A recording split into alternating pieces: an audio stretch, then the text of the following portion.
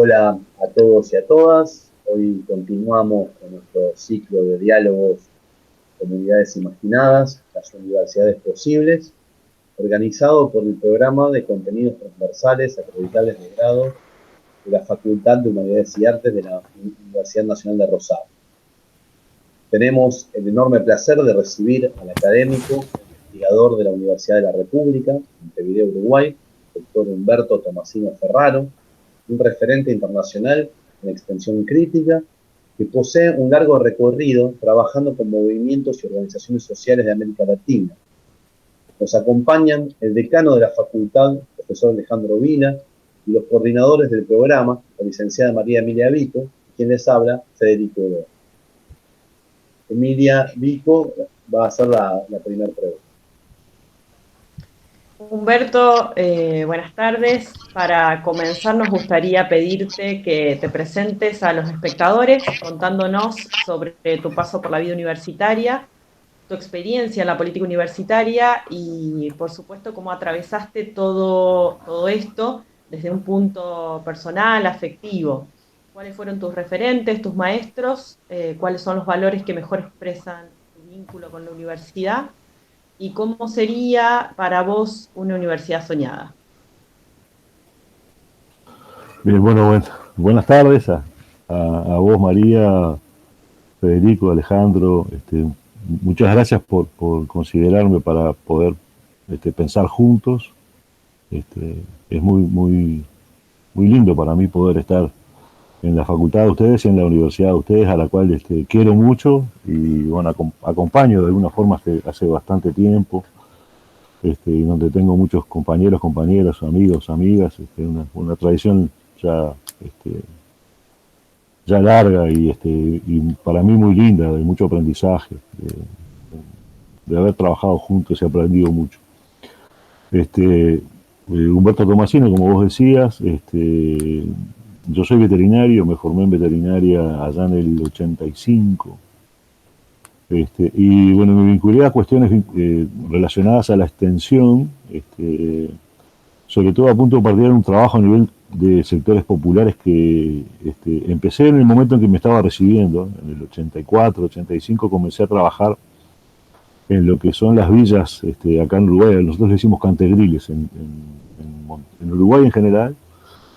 Bueno, ahí fui a trabajar a un lugar donde había estudiantes de veterinaria, compañeras y compañeros que habían empezado en el 83 y que trabajaban junto a uno de los, que fue, aprovecho para decir, después fue uno de mis referentes, que era el cura Cacho, era el presbítero Isidro Alonso. El cura era en ese momento uno de los trabajadores sociales, religiosos del barrio, en donde nosotros íbamos a trabajar con los animales de la gente, pero básicamente con los animales de la gente, cosa que después nos dimos cuenta que había que cambiar urgentemente, y eso de la mano del cura en parte, y de la mano de muchos compañeros, compañeras que estaban en el grupo lo aprendimos. Y ahí estuvo la vinculación con la extensión, ahí estuvo ahí empecé si bien yo venía de un trabajo anterior con un sindicato, yo trabajaba en el hipódromo con caballos, trabajaba como ayudante veterinario y venía trabajando con un sindicato bastante combativo, con compañeros anarquistas, anarcosindicalistas que fueron en parte algunos de mis primeros maestros en la política. O sea que ya tenía una mínima formación de trabajo con sectores populares, en este caso con trabajadores organizados. Pero cuando llego al barrio me encuentro con otro grupo importante de los sectores populares que eran los clasificadores, que son aquellas familias que viven de lo que otras familias tiran, que viven de la basura, así lo decimos acá. Y a los que se los conocía como hurgadores, bueno, tenían un montón de nombres y el cura, con esa sabiduría propia de un intelectual orgánico de los sectores populares, dice, no, ustedes son clasificadores, ustedes tienen una función social muy importante en la ciudad. Ustedes colaboran no solamente a tener la ciudad más limpia, sino tener a la ciudad ambientalmente más cuidada, más sana, y ustedes clasifican y además intervienen en la economía. Esa fue la reflexión que el cura hizo con este grupo de clasificadores con el cual nosotros trabajamos. Y bueno, por ahí fue que hice mis primeras armas, bueno, junto con el sindicato de trabajadores del hipódromo y con bueno, el cura y con los clasificadores que después se organizaron, después también aprendimos mucho con ellos. Y bueno, eso me llevó a empezar y ahí me conecté con un maestro intelectual al cual no conocí, pero respondiendo a esta pregunta tuya, que fue Freire. Ahí, cuando nos dimos cuenta que trabajábamos fundamentalmente con sectores populares con los cuales había que construir una sociedad nueva, empezamos a leer. Bueno, el cura venía de la teología de la liberación, venía de ahí, venía de trabajar en sintonía con Leonardo Boff, con toda la historia de la teología, de los núcleos eclesiales de base que habían trabajado con el Movimiento Sin Tierra en Brasil. Venía en esa sintonía, y nosotros, bueno, de alguna forma también quedamos enganchados, a pesar de que ninguno de nosotros era católico. Ninguno no, porque ahí había una hueste cristiana y una hueste no católica que trabajábamos en el barrio. Era muy interesante. Trabajábamos juntos, pero no necesariamente nos unía la condición de religión. Y bueno, ahí me conecté con Freire, definitivamente.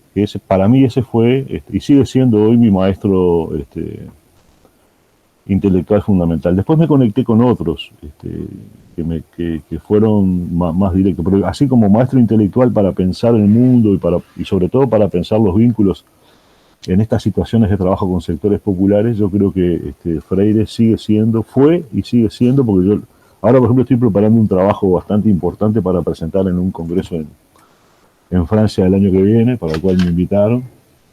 Y estoy releyendo las obras de Freire, porque ya vengo trabajando hace mucho, desde la maestría vengo trabajando con Freire. Y sigue siendo fantástico leer a Freire, en todos sus formatos de producción, tanto en los formatos de obras escritas directamente como en los formatos de obras dialogadas con otros, o de entrevistas hechas a Freire. Y sigo redescubriéndolo y sigo admirándolo. Como él dice, bueno, él en los procesos de educación popular, él dice, bueno, una de las cosas que debemos hacer junto con los sectores populares es generar procesos de readmiración, dice Freire. Readmirar la realidad, apartarse para salir de una cotidianidad que a veces nos pone velos y no nos deja ver, y eso genera un proceso a veces y bueno, en general, ¿no?, de concientización que después la praxis concreta. Algo de eso dice. Bueno, yo estoy como readmirando a Freire hoy. O sea que y esto tiene algunos problemas, porque problemas para otros, ¿no? Porque es hablar de un autor que tiene producciones de la década del 70. Y entonces, bueno, pero sigue siendo Pedagogía del Oprimido, que es un texto del 72, sigue siendo un texto realmente interesante para seguir leyendo y dar cuenta de lo que está pasando hoy, por ejemplo, con los sectores populares vinculados al COVID-19. Sigue siendo una guía inspiradora para trabajar en contextos de crisis civilizatoria, como siempre lo fueron en América Latina y en el mundo, y hoy se reactualizan, se reagudizan. El COVID lo que hace es reactualizar una crisis permanente del sistema capitalista que genera despojo, exclusión. Bueno, en ese contexto escribe Freire Pedagogía del Oprimido en el 72. Si yo no me equivoco, lo escribe en el 70. La edición que yo manejo es una de las que manejo del 72. Pero bueno, sigue siendo como una gran clave de bóveda para abrir la caja de la realidad, ¿no? Es interesante lo que hace Freire. Y bueno, después muchos otros referentes que tienen que ver también con mi trayectoria académica. Yo fui a buscar a una maestría en Brasil, algo de formación, y salir de la formación veterinaria, que esa es la formación matricial que tenemos, ¿no? Cuando hacemos cualquier tipo de formación básica, terciaria, esa es nuestra base, nuestra arquitectura de cimiento, ¿no? Digo, el que viene de la biología, digo, de alguna forma, después tiene que, si va a trabajar con lo social, tiene que como que rearmar otro andamiaje teórico-conceptual, que no es el que trabajó enfáticamente durante los primeros momentos de la formación terciaria. Bueno, entonces me fui a buscar eso a una maestría, ahí me encontré con algunos compañeros que fueron inspiradores de un trabajo y aparece mi vínculo con el movimiento Sin Tierra. Y acá aparece mi referente. Mis referentes populares eran los clasificadores, los sindicatos de trabajadores, y desde una perspectiva anarcosindicalista, además, que no es cualquier perspectiva de trabajo con asalariados y con proletarios organizados, no es cualquier perspectiva, es una perspectiva completamente definida y distintas trayectorias de trabajo que inclusive tenían contradicción acá en Uruguay, la siguen teniendo. Y después, bueno, me encontré con esta maravilla de movimiento social, de pueblo en movimiento, que es el movimiento Sin Tierra, por la cual sigo aprendiendo, sigo trabajando. Yo primero me conecté, iba a aprender, hicimos cosas ya en el 89, conocimos los primeros asentamientos de reforma agraria que habían en el sur. Me acuerdo que el MST surge orgánica y surge en el 85, se funda en el 85. Venía de una tradición anterior fuerte de movimiento social, pero se termina de fundar en 1985 y de ahí en adelante comienza a construir asentamientos de reforma agraria. La propuesta básica en aquel momento y hoy es ocupar, resistir y producir. Esa es la consigna histórica del MST. Ocupar, resistir y producir se hace desde los acampamentos, que son los lugares originales donde la base del MST se junta para poder comenzar la organización y después ocupar tierras y resistir desde la tierra ocupada y desde la tierra ganada. Bueno, ahí conocí un asentamiento, capaz que me estoy extendiendo un poco en esta parte, pero me parece interesante porque creo que son las cuestiones que nos marcan después qué pensar juntos. Nos marcan, por ejemplo, los marcos teóricos referenciales. Yo, por ejemplo, después trabajé mucho tiempo, ahora voy a volver al asentamiento ese porque es fantástica esa experiencia. Pero, no, por ejemplo, uno hoy hace tiempo ya, ¿no? Cuando trabaja con agricultores familiares, con campesinos, con chacareros, como se designa, por ejemplo, en la zona en la provincia de Entre Ríos, en la provincia de Santa Fe, donde están ustedes, ¿no? Uno dice, bueno, ¿desde qué lugar miro esto? ¿Desde qué lugar puedo plantear cosas?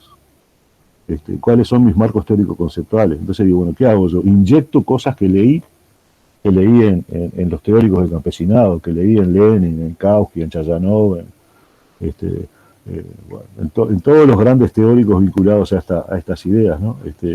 O lo planteo desde mi vivencia práctica, ¿no? Mi vivencia teórico-conceptual y práctica con movimiento social. Y esto lo discutíamos el otro día en un curso, ¿no? Desde dónde, digo, cuando trabajamos con esta idea de no quedar en una situación de invasión cultural, ¿no? De yo llevar mi teoría e inyectársela a los otros, como que mi teoría, mi convicción teórico-conceptual, de dónde sale y por qué tengo que plantearla, y por qué es mi convicción. Entonces creo que acá, para trabajar con el mundo rural y sobre todo con los actores con los cuales les interesa trabajar en el mundo rural, que son proletarios y campesinos, la inspiración del MST, teórico-conceptual y práctica, es fundamental. Y bueno, entonces ahí en el 89 fuimos a un asentamiento de reforma agraria que se llamaba Nueva Ramada, que había sido una tierra que el Estado le había dado a un grupo de campesinos y campesinas que venían del norte del Estado. Bueno, de ahí conocí la primera experiencia, y cuando llego me encuentro con una experiencia en marcha que es un laboratorio de creación de cooperativas, así tal cual se los planteo, con una metodología de trabajo de un autor que todavía le leemos, a veces se llama Clodomir Santos de Moraes, que él tenía una propuesta concreta de cómo producir cooperativas desde una propuesta metodológica vivenciada por los campesinos. Bueno, ahí nos enganchamos y ahí aprendimos mucho, y desde ese momento esa idea de Clodomir no nos terminó de convencer mucho, es controversial porque es muy inductiva, muy conductista la forma de cómo montar un laboratorio. Bueno, es un laboratorio, ¿no? Ya el nombre de alguna forma lo plantea. Pero bueno, es interesante igual para discutirla. Hay compañeros hoy del MST que mantienen esa línea, hay compañeros que no. Bueno, es un movimiento, ¿no? Bueno, entonces ahí aparece mi referente fundamental para pensar el mundo. Yo creo que el MST ha sido esos movimientos que nos permiten pensar el mundo, la producción, la cultura, la economía, la convivencia, inclusive las relaciones de género, inclusive últimamente de una manera muy, muy potente con algunos compañeros y compañeras, el patriarcado, el machismo estructural, todas esas cuestiones que a veces no quedan muy claras dentro del extensionismo, como que no están. Me parece que hoy, bueno, y eso, y en torno a los maestros aparece un maestro que me enseña marxismo, que me da una connotación materialista para entender la historia, y para entender sobre todo los procesos económicos, que es mi orientador de tesis, de doctorado, que es Guillermo Foladori, que para mí es uno de mis grandes maestros, ya nombré 3 o 4, y donde ahí incorporo mi base de materialismo histórico y de materialismo dialéctico, de alguna forma.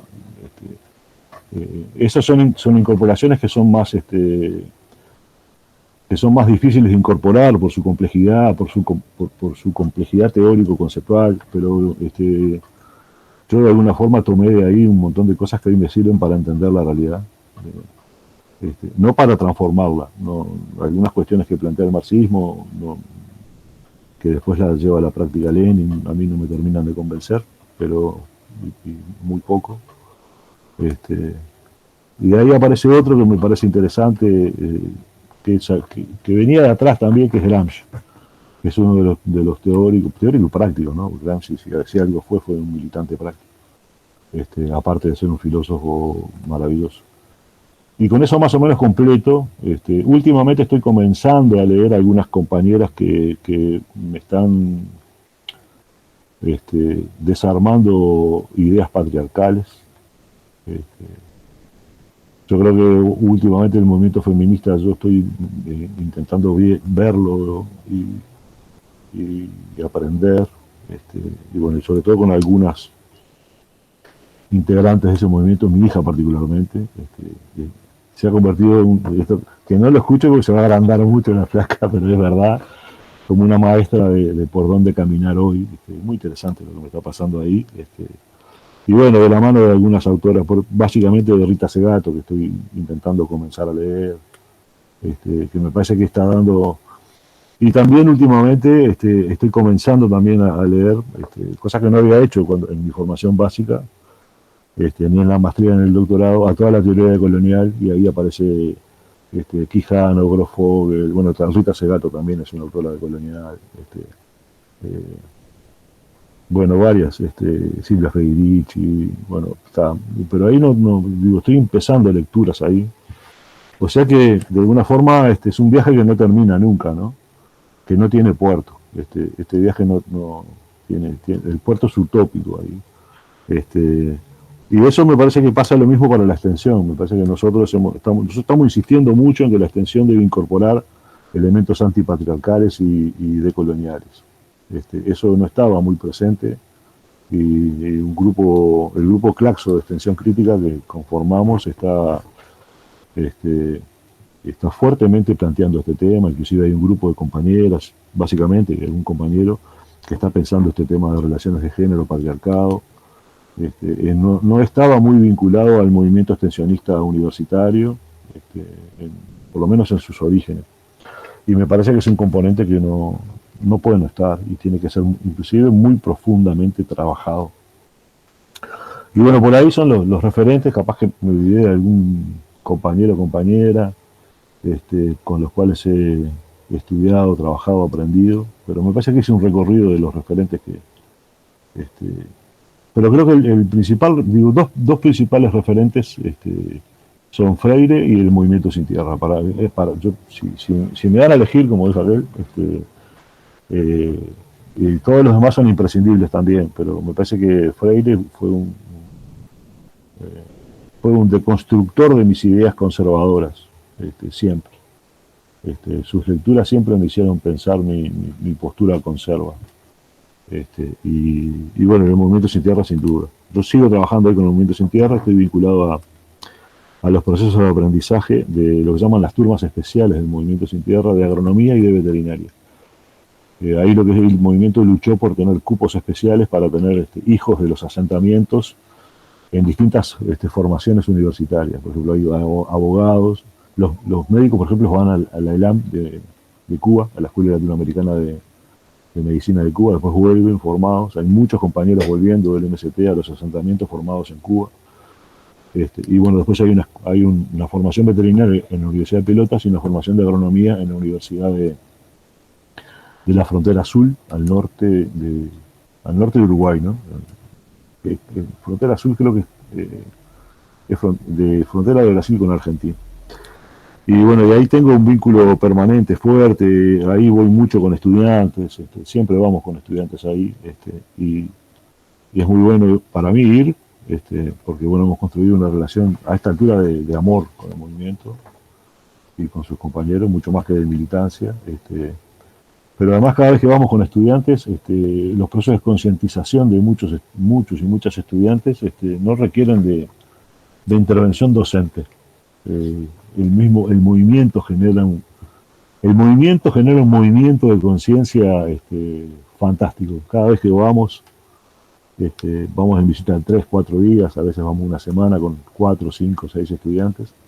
Esas vueltas esas idas y vueltas son transformadoras de conciencia, transformadoras de percepciones, de los sentipensamientos de los compañeros y compañeras estudiantes. Bueno, y por ahí quedo presentado, esa ha sido mi intención de vida. Y bueno, hoy en esta situación de pandemia, hoy no he tenido... Yo ayer hacía una autocrítica con algunas compañeras, compañeros de la facultad, que no he tenido un nivel de compromiso muy fuerte a nivel de territorio estos tiempos. Y capaz que, bueno, por mi condición de ya veterano, de tener más predisposición al contagio, bueno, esas cuestiones capaz que me tiraron un poco para afuera del proceso, pero bueno, intentando volver. Ahora estoy con planes de volver a insertarme a nivel de trabajo con sectores populares. Fui un par de veces al barrio, aquel barrio donde iba cuando era joven. Y bueno, capaz que ahora seguir volviendo, ¿no? Pero esa fue yo estoy muy agradecido, ¿no? A la universidad sin duda, pero a los sectores populares que me hicieron lo que soy, estoy completamente agradecido. Mucho más que agradecido. Y eso implica, por ejemplo, seguir trabajando hoy con el MST. Tenemos un curso virtual que es todos los viernes, en donde hoy estamos trabajando con veterinaria, que es fantástico, ¿no? Bueno, por acá dejo capaz que repreguntan o vamos para otro lado, como ustedes quieran. Gracias Humberto. Sí, la verdad que me dan muchas ganas de repreguntarte, pedirte que profundices sobre un montón de cuestiones muy interesantes que marcabas. En esta idea, ¿no?, que vos marcás, digamos, en tu referente, me parece que hay un denominador común que tiene que ver con esta idea que vos mencionaste de un saber no invasivo, no colonizador, sino una especie de diálogo de saberes. Entonces, digamos, tomando en cuenta esa idea que vos planteás, ¿por qué es importante que haya universidades públicas, ¿no?, pensando, ¿no?, en un modelo de universidad quizá no invasivo, no colonizador? ¿Y qué significa la universidad en nuestra región?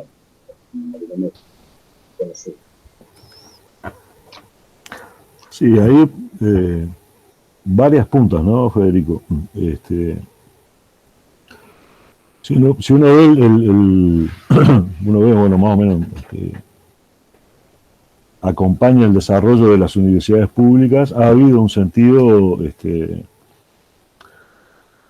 de superación de aquella idea de universidad para las élites, desde la cual surge la universidad allá en 1200, si yo no me equivoco. Ha habido una ruptura fuerte con respecto a eso, pero por otro lado también la universidad ha sido acorralada por el proceso capitalista de acumulación. Digo, uso el término acorralada como me parece que ahí, y además, bueno, no son cosas que yo las pienso solo, sino que las hemos aprendido de algunos críticos a la cuestión de pensar la universidad pública. Me refiero específicamente a Boaventura Sousa Santos. Y entonces Boaventura dice, bueno, originariamente la universidad surge para formar las élites, eso genera en determinado momento, cuando aumenta la población que tiene que ser formada para ser funcional a la acumulación de capital, entra en una contradicción porque no son las élites las que van a acumular, a generar los procesos de acumulación de capital a nivel técnico profesional, sino que va a haber que formar. Entonces ahí hay una contradicción que hace que las universidades al mismo tiempo dejen de tener dos cuestiones que están en correlato, ¿no? Que son hegemonía y legitimidad. Y si hay una pérdida, la crisis universitaria pública, esto lo analizan varias obras, Boaventura, de la mano de Alicia primero, después en la Universidad del siglo XXI, y ahora en algunos escritos de la pandemia retoma esa idea. Dice, pero hay una crisis que se acompaña a estas dos, que es la más importante, que es la crisis institucional. Dice que tiene que ver con estas universidades públicas, tienen connotaciones de autonomía, connotaciones de cogobierno, y eso hace que muchas veces, como los fondos provienen generalmente de gobiernos que no son una propuesta popular históricamente en el desarrollo de la universidad pública, por lo menos en América Latina, genera una contradicción entre esa autonomía y ese cogobierno y la pretensión que tiene la conducción estatal, la conducción del Estado, que no necesariamente, claro que hay momentos en que sí, ¿no? En cada región, en cada país hay momentos en donde hay mayores aproximaciones entre esta idea de autonomía, cogobierno y trabajo junto a sectores populares de algunas universidades y los gobiernos. Pero si uno lo ve en lo global, hay una crisis institucional vinculada a esto que hablábamos antes de comenzar la grabación. Por ejemplo, este gobierno, que es de corte neoliberal derecha, ya dijo que no va a generar incremento presupuestal para la universidad. O sea que claramente hay un corte al crecimiento que la universidad venía teniendo desde 2005. Entonces claramente ahí aparece la crisis institucional, ¿no? Digo, yo no tengo los recursos necesarios para mantener el crecimiento, para mantener la investigación, para mantener una fase de formación motivadora, adecuada, que repiense el aula y sobre todo que trabaje con los sectores populares, digo, como prioridad desde la extensión. Entonces, bueno, ahí hay aparecen todas esas cuestiones en esa pregunta que vos hacés. Aún así creo que la universidad pública latinoamericana, que emana del 18, que emana de la propuesta estudiantil del 18, digamos, la cosa tal cual ocurrió, emana del movimiento estudiantil organizado cordobés, que tenía una base en el movimiento estudiantil organizado de América Latina. Yo estaba revisando algunas cuestiones ahí vinculadas a la propuesta de extensión, y la propuesta de extensión ya se discutió en 2008 en el Congreso de Estudiantes en Montevideo. O sea que no es una cuestión que surge como generación espontánea en el 18, sino que es una cuestión que el movimiento estudiantil trae en su embrión de discusión. Y me parece que eso ha como generado como un movimiento contradictorio con el desarrollo, con dos cuestiones que las trae Boaventura, pero que yo voy a asociar alguna más, que es el movimiento de mercantilización de la enseñanza universitaria y terciaria, de toda la educación como un campo de disputa de acumulación de capital, que eso viene desde la década del 80 en adelante, con los procesos aquellos neoliberales de ajuste estructural que hubo, de achique del Estado. Vienen del plan Bolonia, vienen de toda la idea de la educación por competencias, que tiene esa base, ¿no? Esa filosofía de trabajo en donde hay que darle competencias al estudiante que pase por acá y que sea funcionario del mercado. Esa es la idea central del plan Bolonia. Bueno, si hay que tener una educación mejor, bueno, se hará en los posgrados, pero el grado tiene que ser una cosa lo más corta y lo más funcional al mercado de trabajo. Ahí hay muchos afiliados a esa idea. O sea que es bastante contradictoria todo este movimiento de la universidad, ¿no? Y después yo creo que está cruzado todo esto por un movimiento que es básicamente, que tiene que ver tiene también que ver con la cuestión posmoderna del éxito individual, que es el academicismo basado en en las jerarquías personales, básicamente, en las jerarquías académicas personales. Eso es muy fuerte también, y eso ha generado un movimiento muy importante en las universidades, que es algunos lo denominamos, acá se enoja mucho, muchos compañeros y compañeras se enojan mucho con esto, pero es un movimiento que es academicista, que persigue como cuestión fundamental, tiene como telón de fondo fundamental la investigación.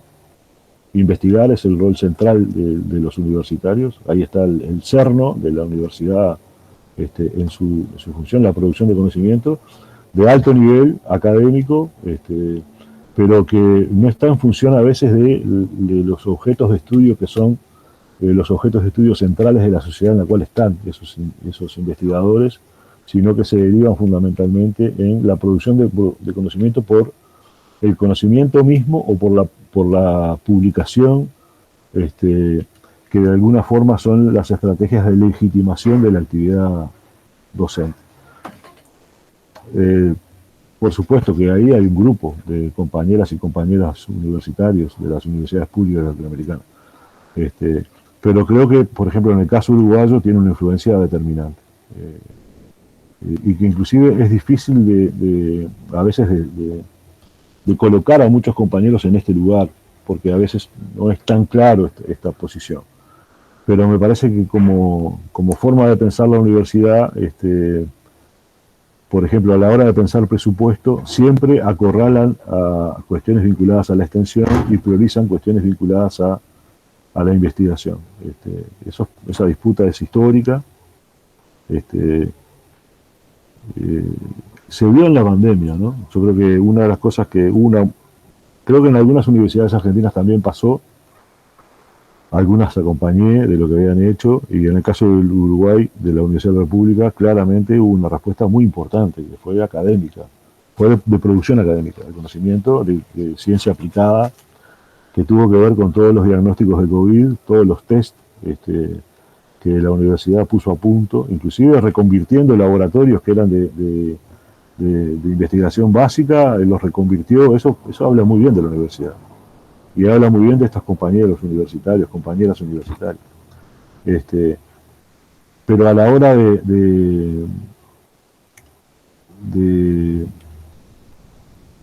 decir, este esfuerzo de la universidad que tuvo la base de toda la formación anterior científica, que viene de larga data, fue lo que permitió, por ejemplo, que Uruguay enfrentara el desafío del COVID con un nivel de diagnóstico muy fuerte. Eso fue reconocido por el gobierno. A la hora después de reconocer presupuesto, ahí se olvidaron, después se olvidan, ¿no? Rápidamente, ¿no? De esta legitimación que tiene la ciencia a través de los productos socialmente útiles para la sociedad, después a la hora del presupuesto se olvidan. Pero quería ir a otro lugar. Cuando la universidad sale a defender esto, usa esto, y está bien que lo use porque me parece que es válido usarlo y es muy importante y es muy legitimador, pero no plantea con la misma fuerza el trabajo que algunos universitarios y universitarias están haciendo junto a los sectores populares, y eso es extensión. O sea que sigue habiendo como una cuestión de valorización de la producción de conocimiento encima de los procesos de democratización, socialización de conocimiento, a la hora de, por ejemplo, esgrimir defensas a una universidad pública, que en el caso de Uruguay nosotros estamos muy orgullosos de lo que hicimos. Pero me parece que sigue habiendo como un sesgo productivista en cuanto al conocimiento, vinculado a cómo la universidad se planta frente a la sociedad, se vincula a la sociedad. No sé si te respondo, Federico, capaz que me derivé un poco, porque es muy difícil, para pensar esto a mí, como cosa concreta, me ha ayudado bastante, estas ideas de Boaventura me han ayudado pila. Yo revisé, ahora con la pandemia revisé esos 3 textos, de la mano de Alicia, la Universidad del Siglo XXI, y bueno, después los textos últimos, la cruel pedagogía del virus, que es un texto importante que publicó.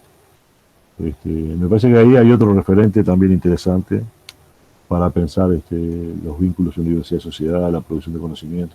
Boaventura es un referente importante. Humberto, bueno, primero buenas tardes. Humberto, para repreguntar en realidad, porque es parte de lo que venís exponiendo, de las funciones tradicionales de la universidad, la investigación, la docencia y la extensión. ¿Qué pensás que es el estado de situación y cómo se podría pensar en mejorar esas funciones?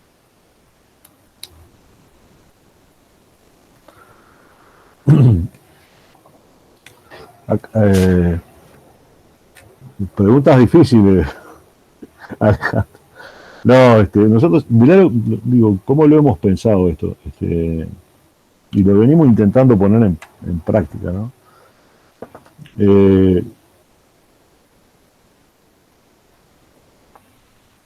A mí me parece que pensar en una universidad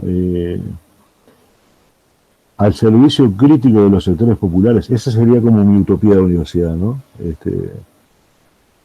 No una universidad para todos y con todos, sino una universidad que responda a cuestiones vinculadas a resolver, criticar, destruir procesos de dominación, de explotación. Esa es mi perspectiva de universidad. Claro, es una perspectiva que claramente no es compartida por universidades que son claramente policlasistas, que tienen otra condición, ¿no? Pero me parece que situados ahí, situados en una universidad que produzca en forma pertinente, que forme universitarios y universitarias integrales en forma comprometida, en forma solidaria, capaces de poder trabajar para un mundo otro. Esa es mi utopía de universidad. Ahí, pensando las tres funciones, ¿no? Cómo se podrían mejorar, pero teniendo ese telón de fondo, ¿no? Ese sería como el pano de fondo que dicen los brasileños, ¿no? De ahí parto, esa es mi cosmovisión global universitaria. En ese marco, yo tengo la convicción, no solamente yo, una convicción que tenía la Federación de Estudiantes allá en el 99 cuando escribe algunos documentos y la tuvo antes, ¿no? La extensión concebida como un proceso de diálogo crítico, de mutua interpelación crítica con los sectores populares, es la guía política de las demás funciones sustantivas y de la universidad como un todo. Entonces, no es que per se la enseñanza no pueda construirse como una estrategia de trabajo junto con los sectores populares, no es eso. No es que per se la investigación no pueda ser pertinente, no se pueda anclar realmente en los grandes problemas nacionales. Pero creo que si hay un vínculo de esta forma pensado con las grandes mayorías nacionales, con los sectores populares, esta es la orientación para darle pertinencia a la investigación, y no solamente pertinencia desde el punto de vista de los objetos de estudios y contenidos, sino pertinencia desde el punto de vista de los formatos de indagación, de los formatos de metodológicos. Y yo no creo que solamente la investigación de acción participativa sea el formato para generar conocimiento anclado, conocimiento situado. Pero creo que sí debe ser mucho más fuerte de lo que es hoy, ¿no? La investigación, acción, participación,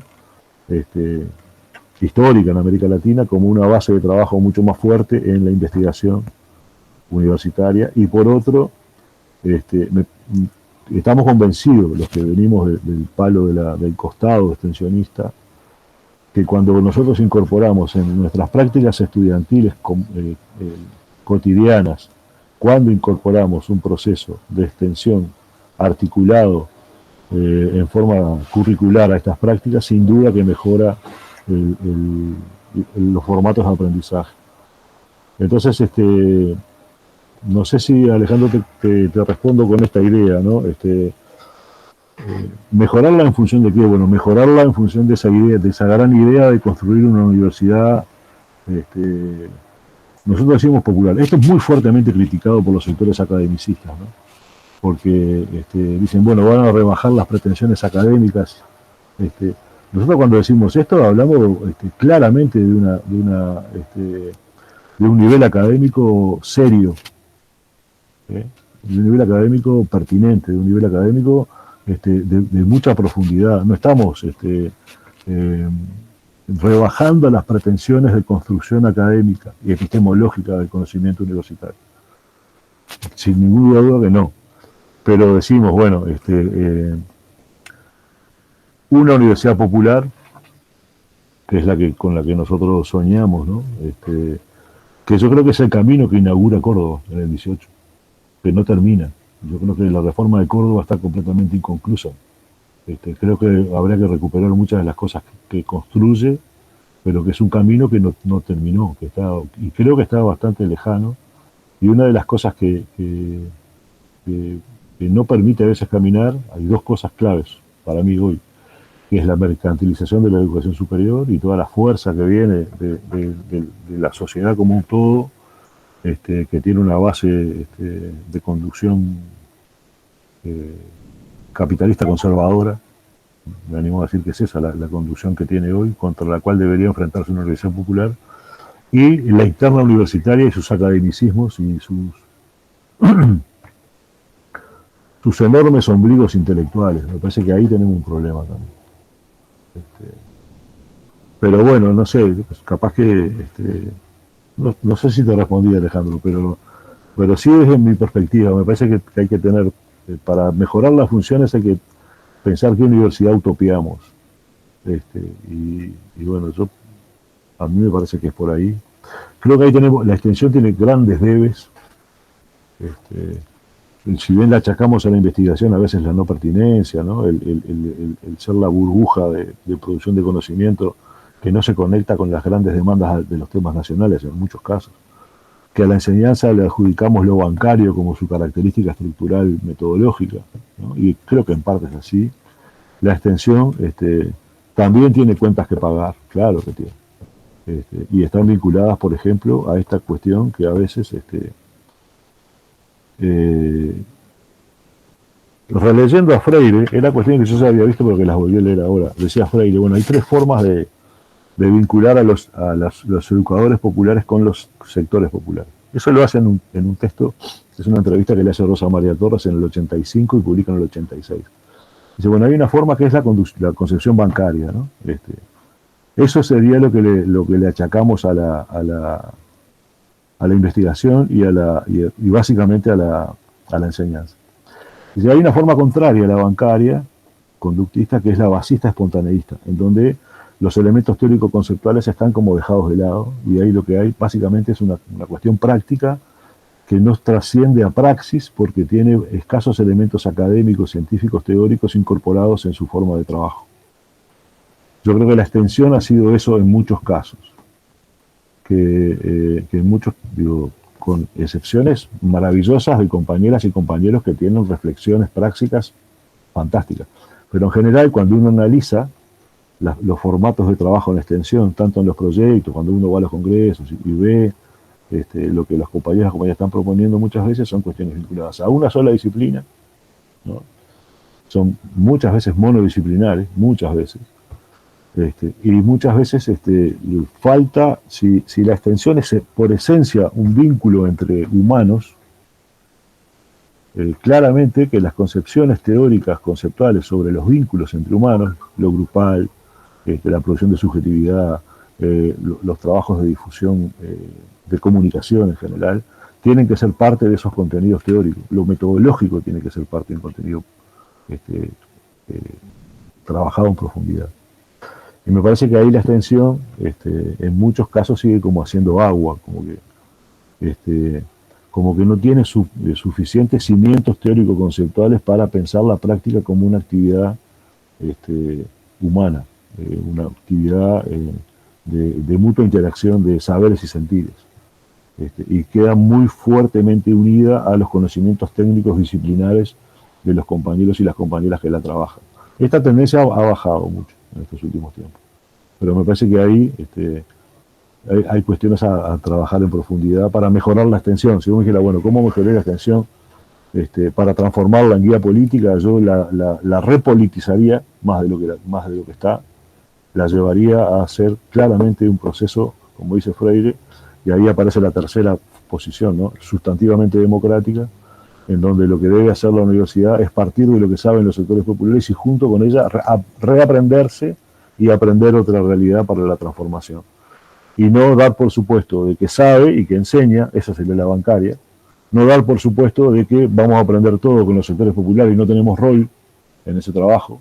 Ahí dice Freire, el educador que trabaja en una situación basista, espontaneista, pierde su rol, porque no, se mimetiza con el educando. Y al mimetizarse con el educando no tiene razón de ser, porque pasa a ser un educando más. Entonces, ¿cuál sería su rol en ese vínculo? ¿Cuál sería el rol de una universidad que se acomoda a lo que dicen los movimientos sociales de una forma completa? Por ejemplo, por más que el MST sea mi referente teórico, conceptual y práctico fundamental, yo necesariamente debo poner un ojo crítico a lo que hace el MST y poder en algún espacio de trabajo críticas amorosas a lo que hago como universitario y a lo que hace el movimiento. Yo he vivido alguna pequeñísima situación de este tipo con algunos compañeros. Me parece que es por ahí que hay que mejorar a la extensión, ¿no? Repolitizarla, desde convertirla en esa guía política, en función de esa gran idea que es la Universidad Popular, pero al mismo tiempo también academizarla. A ver si, que no quiere decir que se haga un movimiento academicista, pero sí un movimiento de profundización académico, teórico, conceptual. Eso nos está faltando. Para eso, bueno, una de las cosas que hicimos fue, muchas cosas hemos hecho y han hecho muchos compañeras y compañeros en los últimos tiempos. Con un grupo de compañeras y compañeros creamos el grupo Claxo de Extensión Crítica, Teorías y Prácticas en América Latina. Para revisar la práctica, para reiluminarla con teorías, para repensar la praxis, porque esa es una de las cuentas que tiene que terminar de pagar la extensión, y por ahí la mejoraría, ¿no? Cuando hablo del vínculo con la ciencia, también lo hablo con lo académico como un todo, ¿no? Y ahí vinculo la producción académica de arte y cultura, y no solamente la producción académica, pero el arte y la cultura también como un espacio a ser parte muy fuerte de lo que es los contenidos que debe incorporar la extensión. No sé si no sé, bueno, pensé por ahí, Alejandro. Me tendrías que dar un par de meses para pensar. Pero bueno, no, además, digo, esto es medio en broma, medio en serio. Lo que estás preguntando son las dudas que estamos intentando contestar yo particularmente de hace por lo menos 30 años, y muchos compañeros ahora jóvenes, son las dudas en las que están, por suerte, ¿no? Metidos, trabajando. Hay un movimiento extensionista muy interesante en los últimos tiempos, que lo vivimos en los congresos. Con respecto a eso, decirte, bueno, yo más o menos acompaño, después capaz que lo profundizamos, acompaño el movimiento latinoamericano, tengo ese privilegio, primero por ser más veterano, y por estar en la Unión Latinoamericana de Extensión, y bueno, por haber ido a congresos y estar dando un montón de cursos, ¿no? No, decirles que el caso argentino es un caso muy interesante. Yo diría que en los últimos 10, 15 años tal vez sea uno de los procesos más, mirá cómo voy a decirlo, más superadores del pensamiento de la extensión en América Latina. La Universidad Pública Argentina es destacadísima, comparada con las universidades públicas de otros países, sin ser peyorativo de otros países, ¿no? Pero las universidades argentinas deberían ser mejores, pero son fantásticas. Hay mucho para defender. En la Universidad de la República digo lo mismo, ¿no? Somos ahí somos muy hermanos. Y la extensión particularmente, yo creo que desde la creación de la REXUN en adelante, que es la red de extensión de las universidades públicas argentinas, es una trayectoria muy destacable, muy importante. Creo que han avanzado mucho.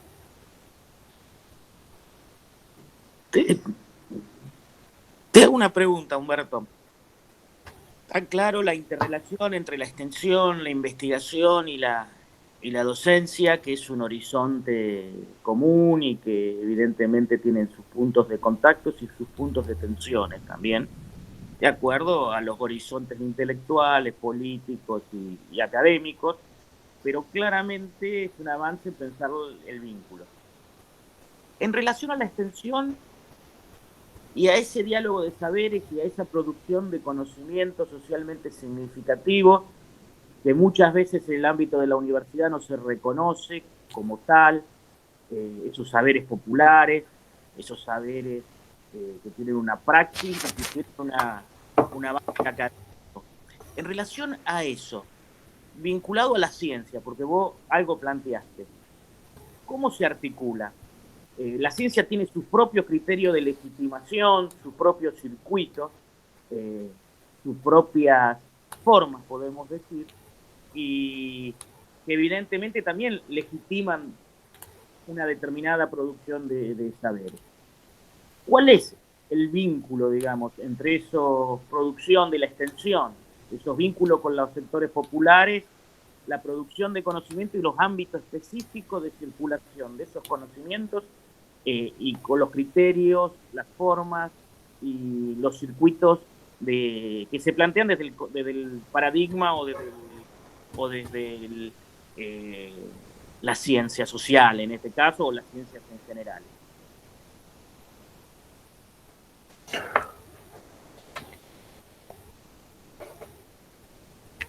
Déjame,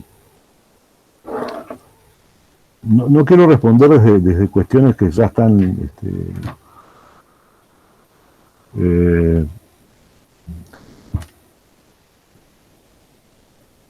no, pensaba ir a algunos autores, pero lo voy a pensar desde otro lugar.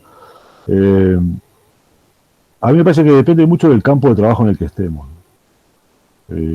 Porque me parece que lo que vos traes está bien, porque es lo global de la universidad, pero me parece que depende desde qué campos disciplinares trabajemos. Por ejemplo, todo lo vinculado con lo social, con las disciplinas vinculadas al campo de lo social, me parece que sin duda alguna los conocimientos vinculados al campo de lo social tienen mucho que aportar y que aprender desde los procesos sociales de los movimientos sociales. Entonces ahí vincularía todo lo que es el... Pero además, ahí creo que tenemos otro problema, que es el problema de desde qué paradigma de las ciencias sociales me paro para poder pensar el trabajo junto con los sectores populares.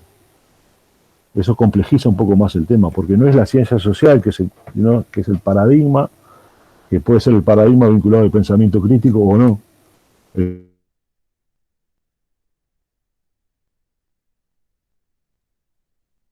Bajo a poder pensar en particular.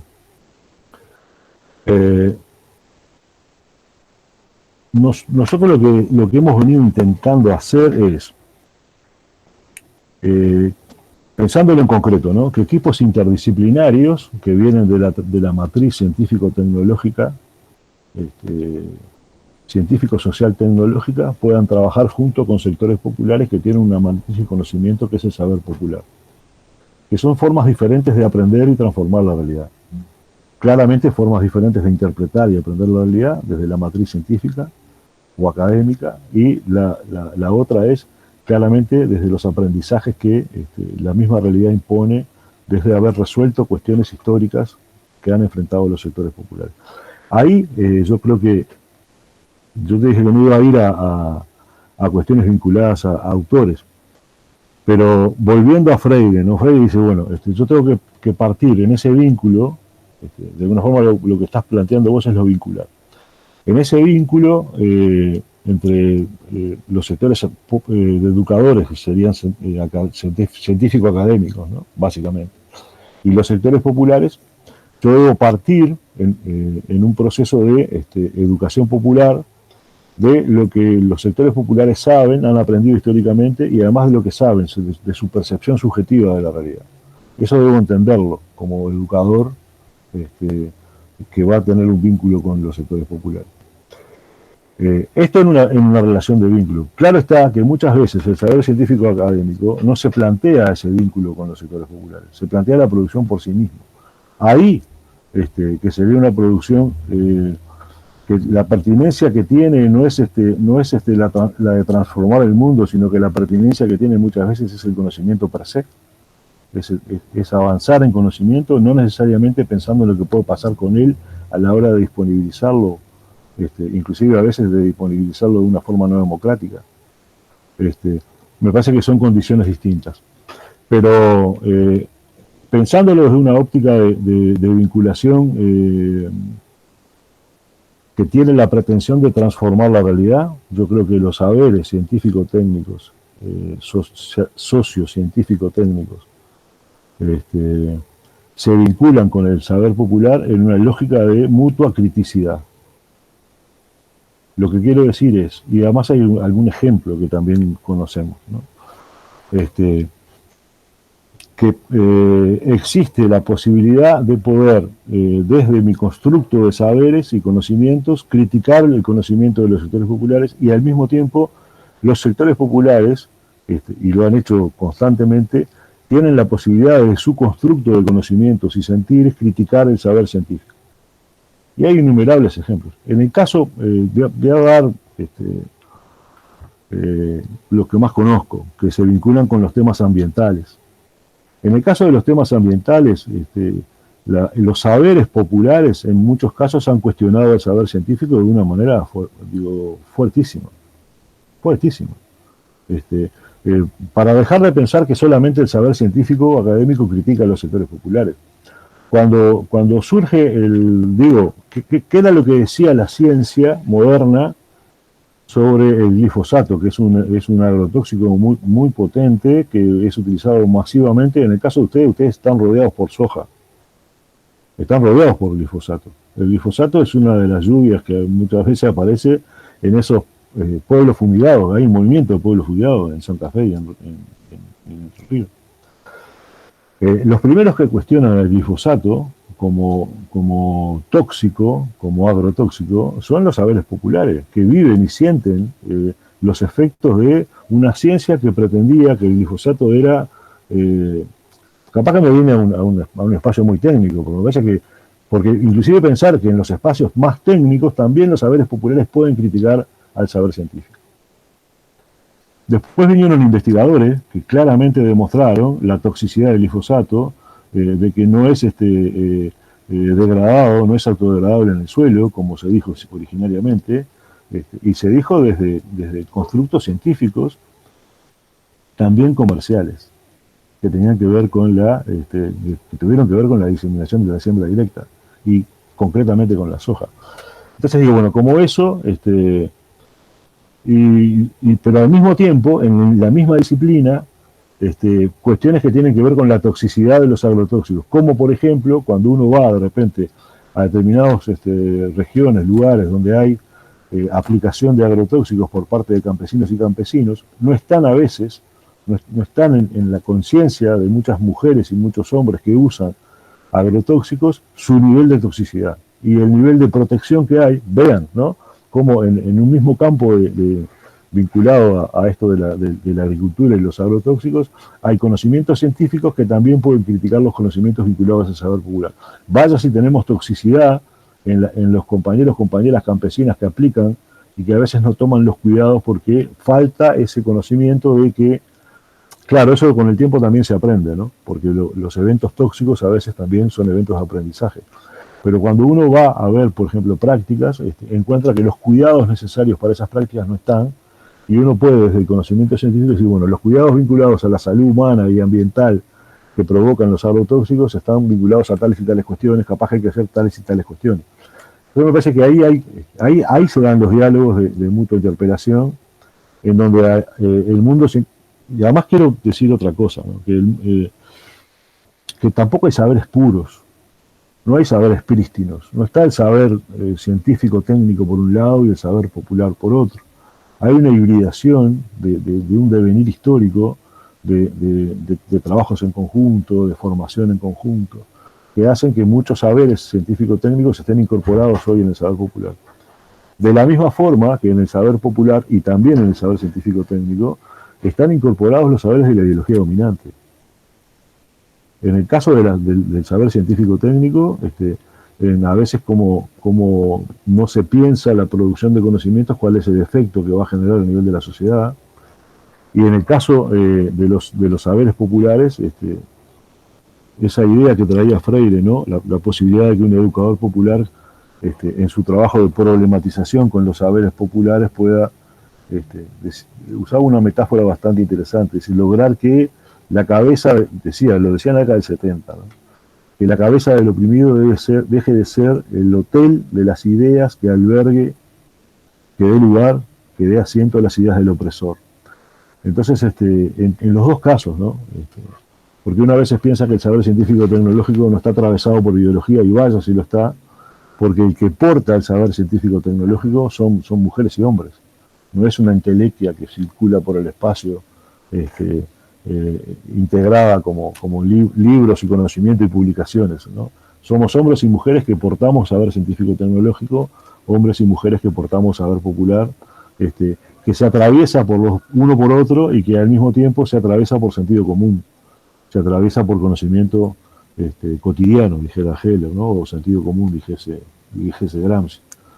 Entonces, pensarlo desde ahí, ¿no? Pensarlo desde los múltiples atravesamientos, desde la no pureza de los saberes, que hay una matriz que sí tiene que ver con lo teórico, la racionalidad del saber científico-tecnológico, y la supuesta no racionalidad, ¿no? Del saber popular.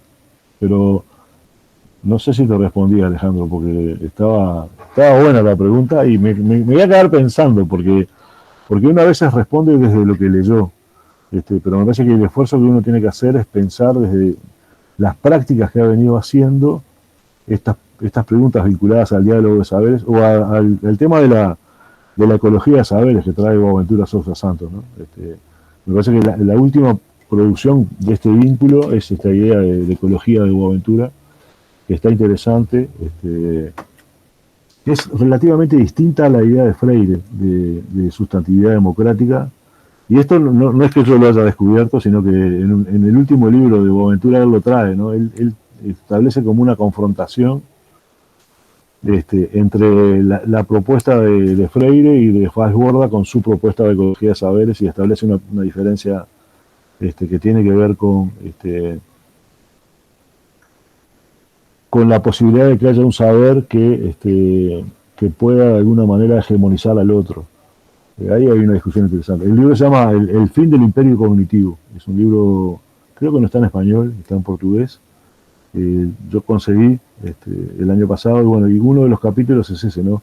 Boaventura confronta desde la ecología de saberes las propuestas de investigación-acción y la propuesta freiriana de educación popular, y está bien interesante como lo plantea, inclusive, bueno, los motivos para que lo lean, porque vale la pena. Boaventura siempre vale la pena como lectura y como aprendizaje, pero ahí particularmente está bueno porque tiene una disputa intelectual bien interesante con Freire y con Falsborda. Bueno, por ahí. Humberto, bueno, de escucharte se nos vienen un montón de preguntas. Voy a enunciar 2 o 3 y nos contestás las que quieras o haces una reflexión de varias. Por un lado, cuando te escuchaba hablar de extensión y de politizar la extensión y de qué mejorar de la extensión y de la universidad, te quería hacer mención del programa que está organizando el ciclo de charlas, que es el programa de contenidos transversales acreditables de grado, para pedirte una reflexión sobre esto, comentándote que nace de alguna forma para pensar en la ciudadanía universitaria, en cuáles son los tránsitos o qué caminos pueden transitar los estudiantes, los docentes y toda la comunidad universitaria, no solo de este andamiaje que tiene más que ver con los contenidos que estudiamos como veterinario, como historiador, etcétera, sino unos contenidos o perspectivas que tienen más que ver con la ciudadanía universitaria. Este programa de contenidos transversales, que está abierto a todos los estudiantes de nuestra comunidad, comenzó el año pasado y tiene, por ejemplo, la cátedra de extensión, que vos conocés, la cátedra de posporno y algunos seminarios como el Seminario de Derechos Humanos, la problemática sexogenérica, problemática educativa ambiental, un programa sobre Malvinas, y bueno, lo que me gustaría preguntarte es qué contenidos o qué perspectiva metodológica, porque se me vino hacerte la pregunta cuando hablabas de las diferentes perspectivas metodológicas, ¿a vos te parece que podría incluirse o se podría sumar? Porque este programa intenta tener el dinamismo que tal vez no tienen los planes de estudio, que son más rígidos, por lo menos en la Universidad Argentina, intenta tener ese dinamismo de poder pensar otros contenidos que hacen a la ciudadanía universitaria. Esa es la primera pregunta, y después dos cuestiones que se me vinieron mientras vos hablabas, que lo hablamos antes de empezar con el ciclo. El papel que hagas una breve reflexión de la importancia del papel de los estudiantes en la profundización del proyecto universitario, de la profundización democrática, y por último, que hablaste de varios maestros que tuviste. ¿Qué libro, en este contexto que nos toca, ¿no? En este contexto de pandemia, qué libro recomendás de todos los maestros que nombraste? Y una última reflexión, puedes contestar las que quieras, porque te estamos haciendo muchas preguntas. Una breve reflexión de cuáles son los desafíos de que nos trae la irrupción de la pandemia, no solo a la implementación de la enseñanza virtual, sino también a la extensión, que es básicamente el vínculo con el territorio. ¿Qué desafíos le trae a la extensión esta situación pandémica?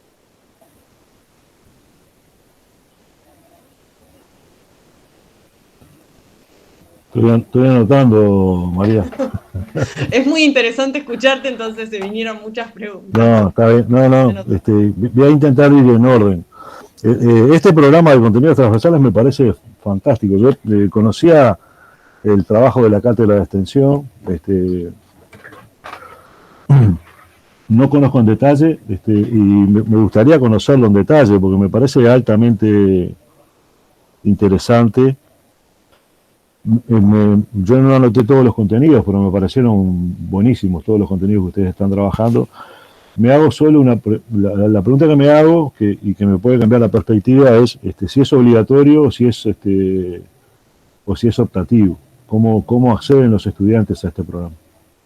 El programa está abierto para que toda la comunidad, tanto estudiantes, investigadores o docentes, puedan cursarlo y acreditarlo como materia electiva en el caso que puedan, o lo puede cursar la persona que quiera. Está abierto hasta la sociedad en general. Es decir, por ejemplo, yo estoy cursando, y por eso cursé con ustedes el ciclo de extensión, porque yo estoy cursando la materia extensión. Siendo docente de la universidad, un poco el espíritu del programa es que los estudiantes seamos estudiantes, también con diferentes roles, ¿no? El docente, el investigador, Malvinas tiene más de 100 personas, y muchos son de la sociedad en general, digamos, no pertenecen a la comunidad universitaria, sino que está abierto. No. Ese es el espíritu. Está, fantástico. Me aclara esto, y no, porque me parece que a veces cuando estudiantes, y me parece que estas cuestiones son esenciales para que deben ser generalizadas. De una forma no naturalizada, pero sí generalizada. Esta es la formación integral. Estos contenidos, más el trabajo de campo, el trabajo en territorio con actores sociales, son los que darían la formación integral a los estudiantes, en este caso de la facultad de ustedes y de la Universidad de Rosario. Entonces me parece esencial. Después, lo único que me pregunto, o sea que si hay una valoración es buenísima.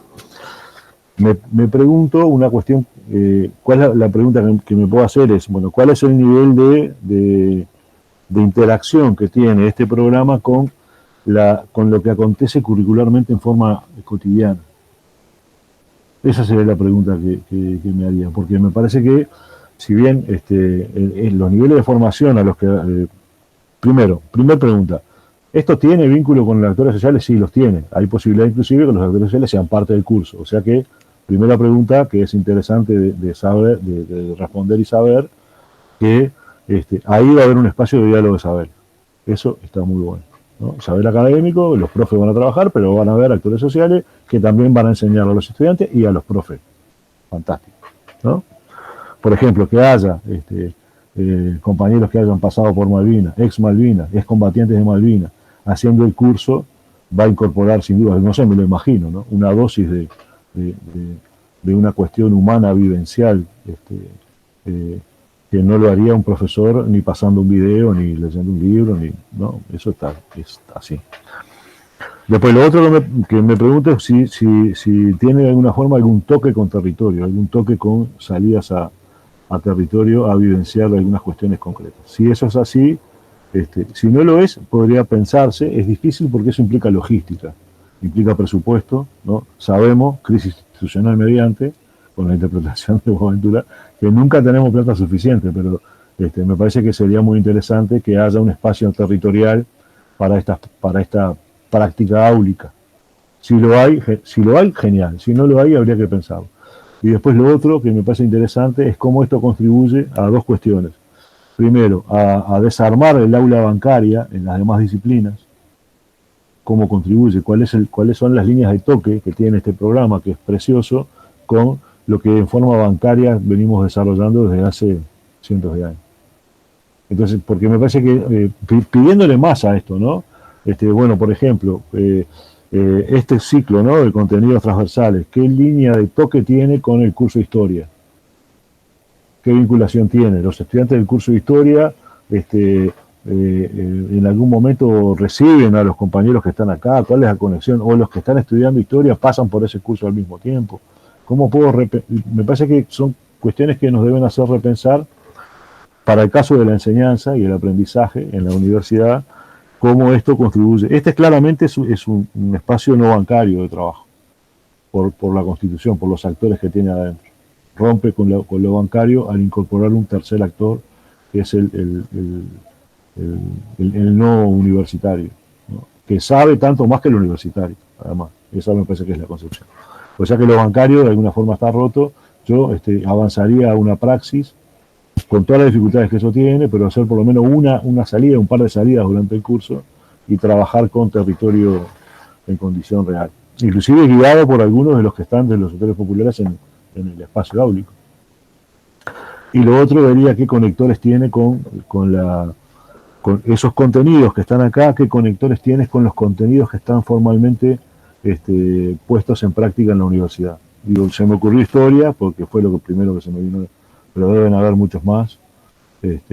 ¿Cómo hacemos para que las profes de esas disciplinas tengan un contacto acá y puedan hackear esa aula bancaria que en general tenemos?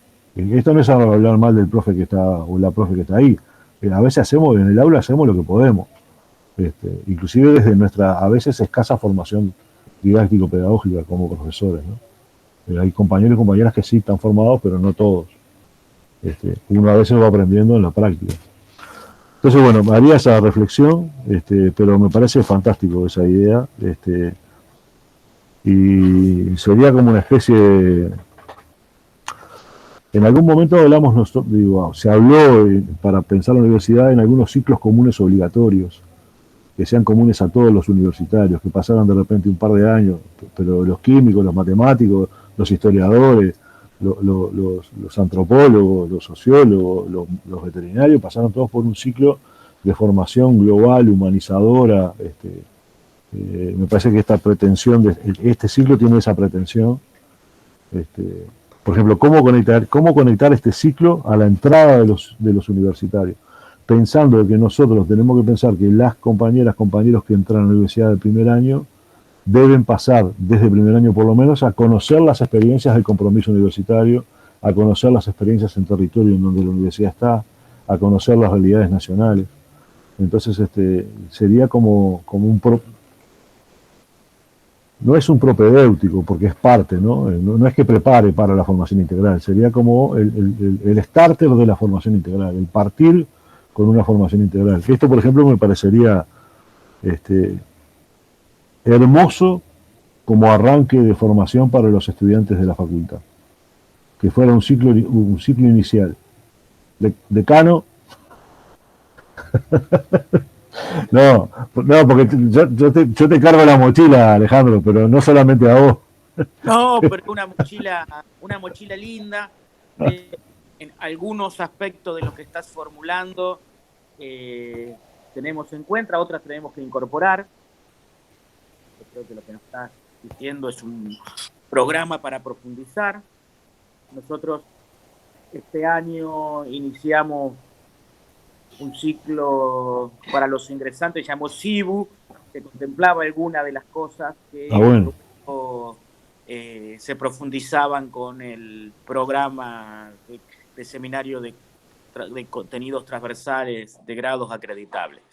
La universidad también está planificando este año un ciclo de acercamiento para los ingresantes, que luego se va a profundizar por cada una de las unidades académicas con sus propias especificidades. O sea, es un tema en agenda, el vínculo con los ingresantes, el ingreso a la universidad, y a mí me parece que con respecto de lo que vos planteás, que me parece de muchísima utilidad, es pensarlo de manera más orgánico, el programa de contenidos transversales con los actores sociales. En alguno de los seminarios claramente se piensa y está articulado, en otros probablemente tengamos que ver la forma de pensarlo y de articularlo. Pero me parece que tu sugerencia es muy buena, pensando también en un año con otras características, porque este año, la verdad, iniciamos el programa en pandemia, es todo virtual, con dificultades realmente muy importantes. La idea era poder avanzarlo. Incluso nuestro objetivo también es que se pueda curricularizar de manera más fácil, podemos decir, que en algún momento cuando se discutan los planes de estudio de las carreras, contemplen o una situación optativa, o una selección electiva, o que estén incorporados directamente como asignatura. Tenemos que ir pensándolo. En la carrera de gestión cultural, por ejemplo, la cátedra de extensión es una materia obligatoria, tiene un seminario de derechos humanos, o sea, se fue avanzando en lo mismo que en la carrera de sonido, tiene la práctica obligatoria, la práctica social obligatoria, un seminario de derechos humanos. O sea, en las últimas carreras que se crearon en la facultad hay, digamos, incorporado este tipo de conocimientos. La cuestión de género es bastante transversal también a las asignaturas, pero bueno, seguramente se seguirá trabajando con ese fin. Y no es una mochila, sino al contrario, es un desafío y que nos gusta y lo disfrutamos.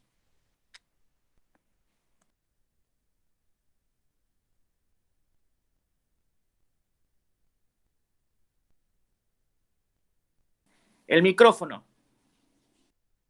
Perdón, porque había cortado para escucharte, Alejandro.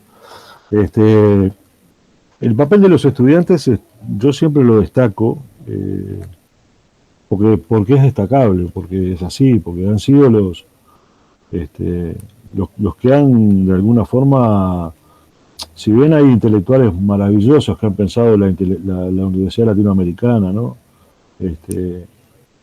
Ahora, por ejemplo, me viene el nombre de Darcy Ribeiro, que es uno de los grandes antropólogos brasileños que exiliado viene a Uruguay y trabaja en un seminario sobre la universidad uruguaya y deja algunos libros interesantísimos, pero eso década del 60, ¿no? Fin de década del 60. Pensando en la Universidad Latinoamericana, pero si uno piensa en la Universidad Latinoamericana, la tiene que pensar desde los estudiantes como motores fundamentales de la transformación. Esa es la pura realidad. Desde Córdoba en adelante, ese es el grito estudiantil de Córdoba. Ahí los docentes no plantearon, por lo menos de lo que yo he leído, fueron los estudiantes organizados de Córdoba que gestan la reforma. Después yo sí he notado en las universidades argentinas, miren qué cuestión interesante, he participado en foros estudiantiles para pensar a estudiantes, la universidad. Estuve en La Plata, en un foro muy interesante organizado por estudiantes de La Plata, en donde participaron estudiantes de toda Argentina. Bueno, invitaron a gente de otros lados, compañeros de otros lugares. Pero a mí me parece, para el caso argentino en particular, ¿no?, que si bien los estudiantes han sido protagónicos en pensar la Universidad Argentina, me parece que el movimiento estudiantil muchas veces era mucho más político que universitario, político partidario que universitario. Si bien, y perdón que puedo estar errándole por mi falta de conocimiento, porque estar unos días en una universidad argentina no es convivir en una universidad argentina. Pero me parece que el aporte de estos movimientos estudiantiles podría haber sido mucho más fuerte del que es y ha sido históricamente. Por ejemplo, uno ve cuando hace los encuentros de extensión que no hay tantos estudiantes como uno debería, como uno quiere, pero eso en muchos lugares, ¿no? Y lo que sí veo en el caso de la Universidad Argentina, que hay una participación docente en la extensión muy fuerte, e inclusive hay un movimiento de no docentes, creo que hablan así ustedes, ¿no?, de no docentes. Nosotros decimos funcionarios universitarios, no lo caracterizamos por lo que no son, sino se habla acá de funcionar. Inclusive me parece que ese movimiento es interesante a nivel argentino, el trabajo de no docentes, como ustedes le dicen, en el aporte a la universidad y a la extensión en particular. Pero con respecto a la extensión, no hay extensión universitaria sin estudiantes, porque a veces hay movimientos de extensión que son básicamente de docentes. Eso se aproxima mucho a un trabajo de ONG, de organización no gubernamental, que hace un trabajo en un barrio, que hace un trabajo universitario. Lo propio de la extensión universitaria es la participación estudiantil. Inclusive nosotros tenemos la concepción de que los estudiantes pueden tener proyectos universitarios en los cuales los docentes sean apenas un asesoramiento a la tarea. Y tenemos un llamado que se hizo ya a partir de 2008, 2009, que después retomó la UNER. Daniel De Michele también hizo una propuesta muy interesante de estudiantes coordinadores de proyectos universitarios. No sé si hay en otros lados. Lo conozco en Argentina de la propuesta de Daniel. Y en el caso uruguayo tenemos proyectos estudiantiles de extensión porque le asignamos a los estudiantes un rol protagónico en el tema y porque además creemos que muchas veces los estudiantes participan, pero desde una conducción docente que como que los encorseta a veces, que les da conducción, pero como que es un corsé a la usina de ideas, a lo fermental del trabajo con los sectores populares. No es que siempre sea así, pero también entendimos, y lo entendimos de la práctica, que los estudiantes podían hacer extensión, no necesariamente siempre con docentes vinculados. Y teníamos en Uruguay 2 experiencias muy fuertes que ocurrieron en 2002, en la crisis del 2002. Ustedes tuvieron la crisis en 2001, nosotros siempre un poquito después que ustedes. Si les va bien, nos va bien, si les va mal, nos va mal. Y tuvimos una crisis muy fuerte en 2002 y ahí hubieron movimientos estudiantiles, extensionistas muy fuertes durante la huelga general que hubo en la universidad en 2002. Solo de estudiantes, que cuando pensaban algo llamaban a un docente para asesorarle algunas cuestiones, pero que era un movimiento fueron los proyectos estudiantiles que fueron la inspiración para después un llamado concreto. Y lo otro es que la inspiración para la segunda reforma fue estudiantil. Si bien Arocena, que fue nuestro rector, fue el gran conductor de la segunda reforma universitaria, fue coinspirador de esa reforma junto con el movimiento estudiantil de la época. Hay un documento en el 99 que se llama La Universidad para el Pueblo, en donde se establecen las bases de la extensión crítica que hoy recuperamos, que fue muy importante para el repensar de la extensión en la universidad, que había tenido una fase histórica en la década del 50 fantástica también, ¿no? Con proyectos en territorio, bueno, como tuvo también en alguna universidad argentina en la década del 50 y 60, ¿no? Inclusive en la década del 40 universidades populares en donde los protagonistas eran los estudiantes. El Centro Ariel, que era un centro básicamente estudiantil, tuvo una universidad vinculada a una universidad popular muy, muy, muy potente en la Universidad Uruguaya.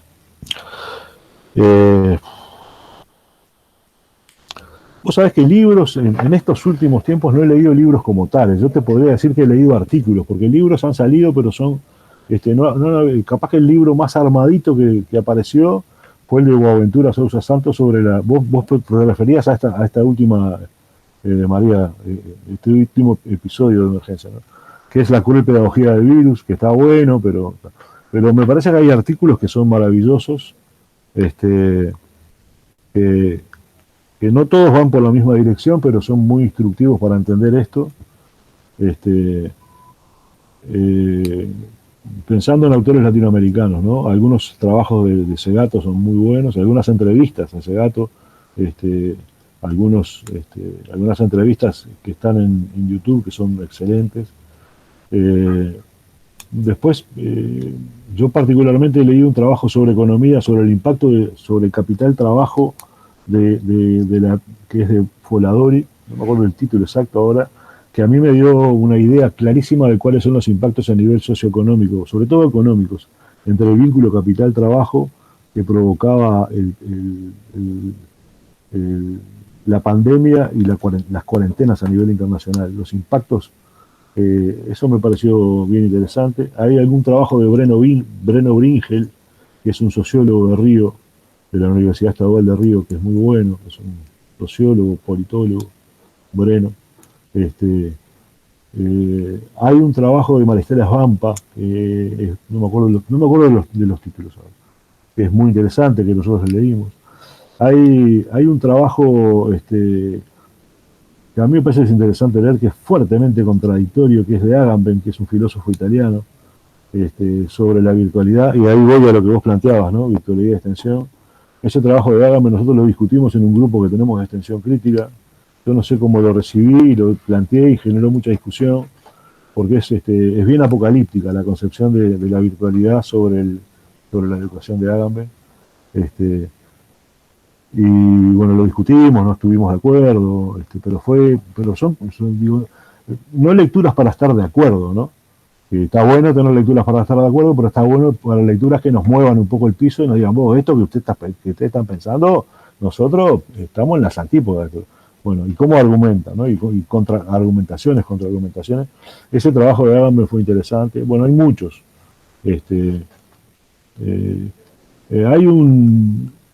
Hay un libro último de Sibeki, que yo no me acuerdo del título ahora, que Raúl me lo mandó, que es sobre los pueblos en movimiento, que es un análisis de la situación pandémica de los movimientos sociales, que es altamente recomendable.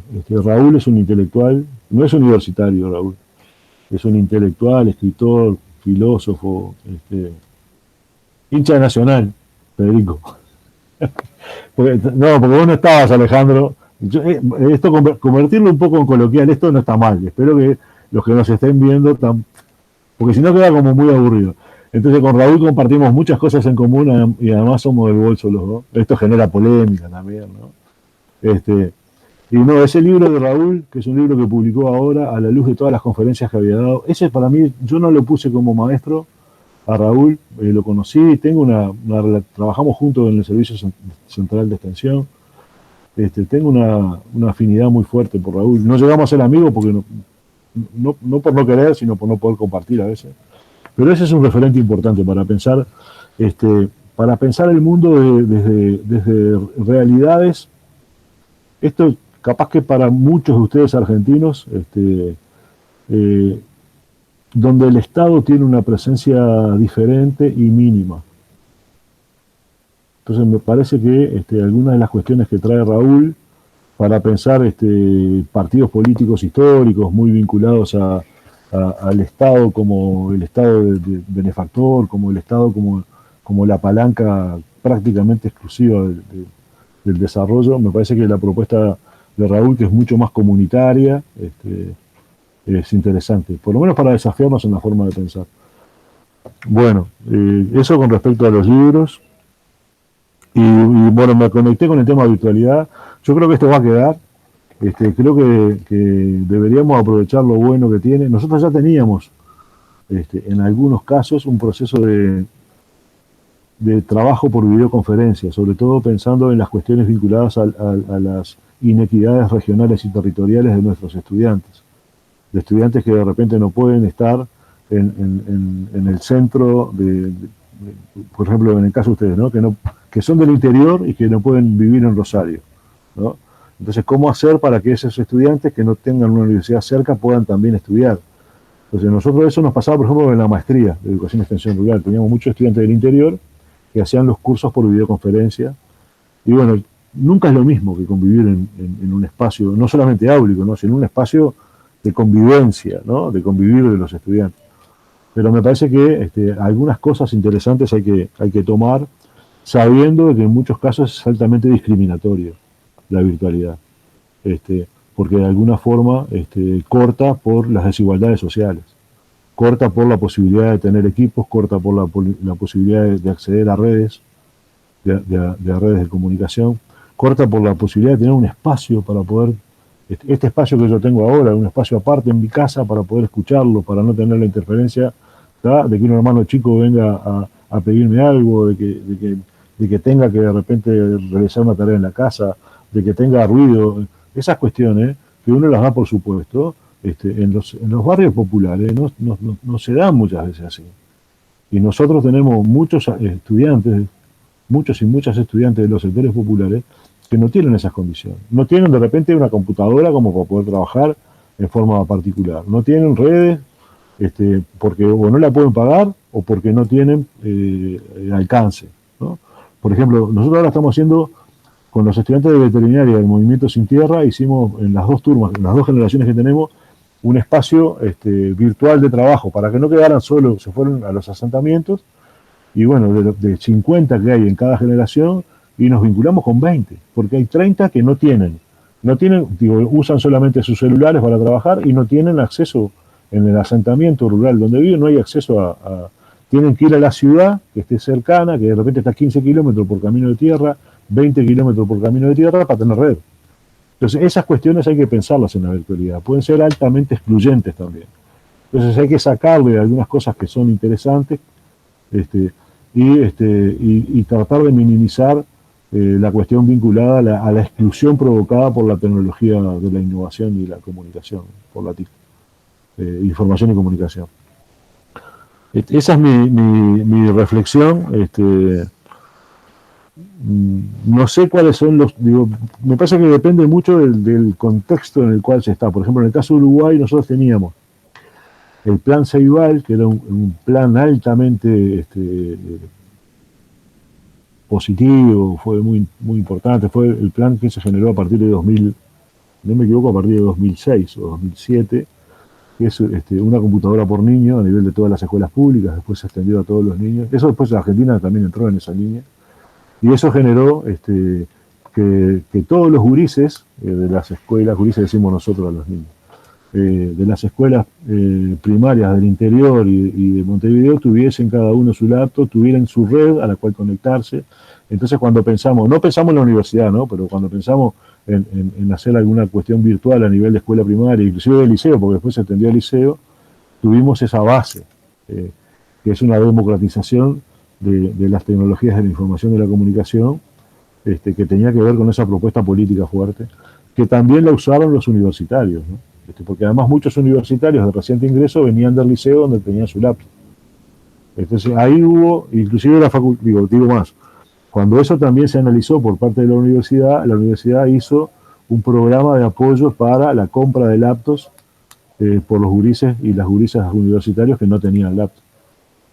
O sea que bueno, hay que pensar que ninguna tecnología, esto es una tecnología de comunicación y de educación, es neutra y que siempre tiene efectos y impactos en función de quién la recibe, quién la usa y desde qué intereses se propone, ¿no? Entonces me parece que hay que pensar toda esta cuestión desde su politicidad y su no neutralización y de mitigar los impactos que puedan ser antipopulares, no populares, y potenciar a aquellos que democraticen el conocimiento.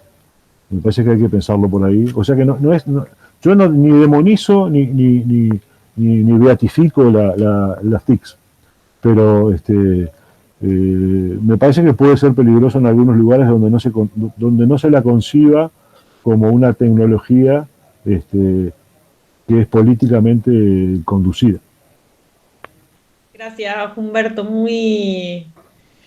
Se abrieron muchas preguntas y muchas cuestiones que nos quedan sin dudas por seguir pensando. Nos extendimos un montón, pero bueno, escucharte nos llevó a otras preguntas y a querer preguntarte y reflexionar sobre otras cosas más allá de un guión que teníamos pensado. Te queremos agradecer desde la Facultad de Humanidades, desde la Universidad Nacional de Rosario, desde el programa de contenidos transversales y seguramente nos volveremos a encontrar para seguir debatiendo de estas cuestiones de extensión de universidad y de virtualidad.